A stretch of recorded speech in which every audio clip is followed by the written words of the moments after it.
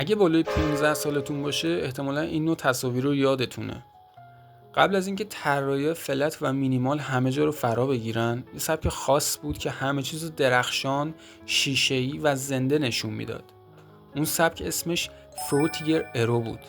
چند وقت پیش وقتی این عکس‌ها رو دیدم یه حس عجیبی بهم داد. انگار برام آشنا بودن، ولی هرچی فکر می‌کردم یادم نمی‌اومد که چرا اینا توی ذهن منن. تا اینکه دست به کار شدم و رفتم راجبش تحقیق کردم و نتیجه شد این ویدیو. شما آینده رو چجوری تصور میکنید؟ وقتی حرف از آینده میشه دنیا رو چجوری میبینید؟ یه جایی که ربات‌ها همه جا رو گرفتن یا مثلا ماشین‌های پرنده دارن پرواز میکنن بالا سرمون؟ منم تا قبل دیدن این تصاویر یه همچین حسی رو داشتم، اما خب بعدش نظرم کاملا عوض شد. سال 2004 تا 2013 زمان ظهور فروتیگر ارو بود.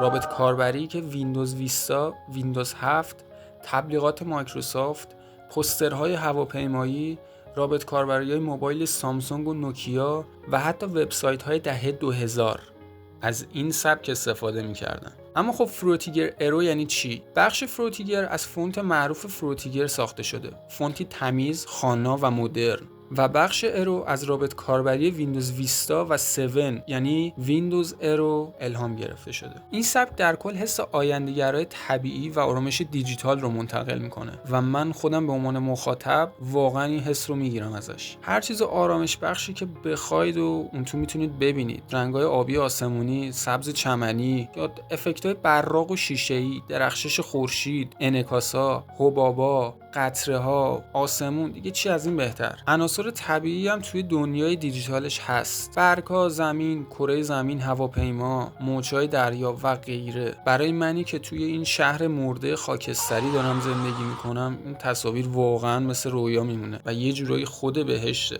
اما خب حس و مفهوم پشت فروتیگر ارو چیه؟ هدفش این بوده که تکنولوژی رو تمیز، آروم و طبیعی ترین حالت ممکنش نشون بده. به نوعی آینده زیبا و سبز رو میخواست به ما نمایش بده. دقیقاً برعکس طراحی‌های سرد و خشک امروزی، طراحی‌های مینیمال و فلت. و حدوداً سال 2013 بود که دیگه فروتیگر ارو رو به افول رفت و ناپدید شد. شرکت‌ها رفته بودن سراغ فلت دیزاین. اپل وقتی iOS 7 رو معرفی کرد، رابط کاربری تخت، سفید و ساده‌ای داشت. گوگل رو آورده بود به متریال دیزاین. مایکروسافت هم مترو دیزاین رو رفته بود شروع کنه. اما خب اونا هم دلیل خودشونو داشتن. طراحی براق و سه‌بعدی برای نمایشگرای کوچیک و ضعیف سنگین بودن. اما خب فلت دیزاین سبکتر بود، مینیمالتر بود و برای موبایل خیلی مناسبتر بود. پس اونا به طور کامل فروتیگر ارو رو گذاشتن کنار. اما این کارشون حس زندگی رو از رابط کاربری‌ها گرفت. اما رسیدیم به سال 2023. فروتیگر ارو برگشت و بین جوونا خیلی محبوب تر شده بود. چه تیک تاک، توی فضای مجازی و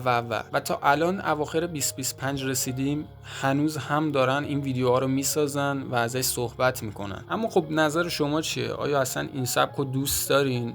براتون خاطره انگیزه یا نه؟ اگه ویدیو رو دوست داشتی ممنون میشم لایک و ساب کنی. راستی نظرت هم بهم بگو. تا ویدیوی بعدی، بدرود.